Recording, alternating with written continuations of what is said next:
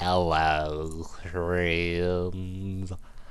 I'm gonna talk to you peoples today about something that I have become very interested and slightly, possibly obsessed with lately. This thing I have enjoyed reading about, and watching about, and talking about. This thing is zombies. For those of you who didn't get it, zombies! Zombies! Zombies! Zombies! I want to eat your flesh. Yes. Boom, chicka. Now, since I have a serious time restraint, I'm not going to go into what I was planning on going into. All I'm going to go into is, as best I can, the three major types of zombies that I've discovered and what zombies mean to our culture. Okay, three major types of zombies. Zombie type 1. The first two types are more classical zombies. Zombie type 1, you get infected, you die, you come back, and you're all like slow moving and going Arr.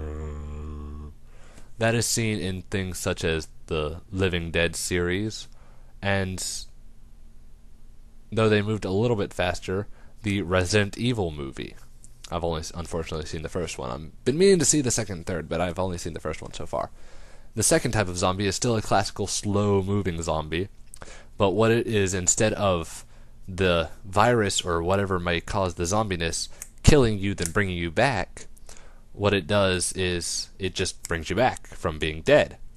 And what happens with this is no matter how you die, you're still going to be brought back as long as you're not dead from something that would kill a zombie, such as the crushing of the skull. And the reason the zombie bite kills you and brings you back is because if a dead guy bites you, you're probably going to get infected enough to die. But you still come back as a slow, lumbering behemoth. Not really, but still slow and lumbering.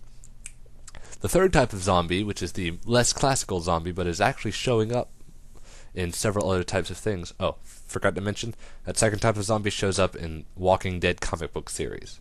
Yes, I like comic books.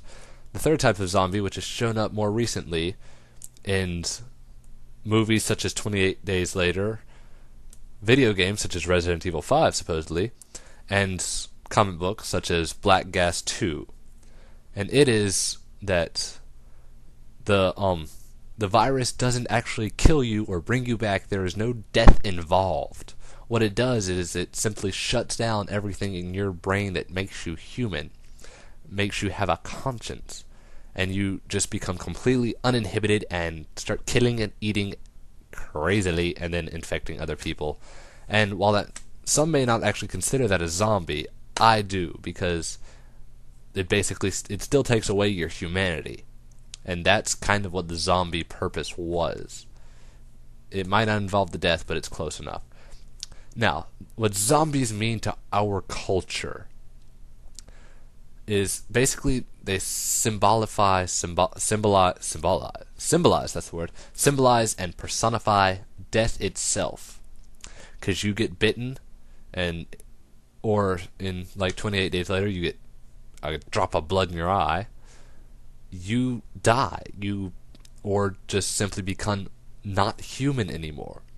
And whenever you're fighting a zombie, you're not just fighting to survive, you're fighting to not become the enemy. You're fighting to retain your humanity for as long as possible. And that scares a lot of us. Not just the thought of dying, but the thought of not being us anymore, even if we're still alive. Also, the thing about zombies that really attracts us to them is the beacon of hope. Because they're not like werewolves where you need silver bullets, or vampires where you need a stake through the heart and some big scary guy like Van Helsing. No, a zombie can be killed by a guy with a hammer, or a guy with a baseball bat, or a girl with a knife. It can be anybody can kill a zombie with pretty much anything. Heck, I could probably use my computer mouse right here as a zombie killing weapon. Not very well, but it would probably work after several hits to key locations such as the head. could probably use the Silver Surfer doll as maybe not very well, but it would still do something. And that is what really, while they may symbolize death, the thing that we are trying to stay away from throughout in our entire lives, and they may symbolize the loss of humanity, something we also strive to stay away from. They also symbolize hope, because it is easy to kill them and get them out of the way and still retain your humanity. Food for thought. Now that's because this is the third take, and the first two were way too long because I kept talking about all this stuff. That's all I'm going to cover on zombies this time. Now, if y'all want me to cover more on zombies, I'd be happy to, because I got a lot more to say. But until then, Harry the BFD is leaving the doghouse. He was going to try not to get bitten by anybody, zombie or not.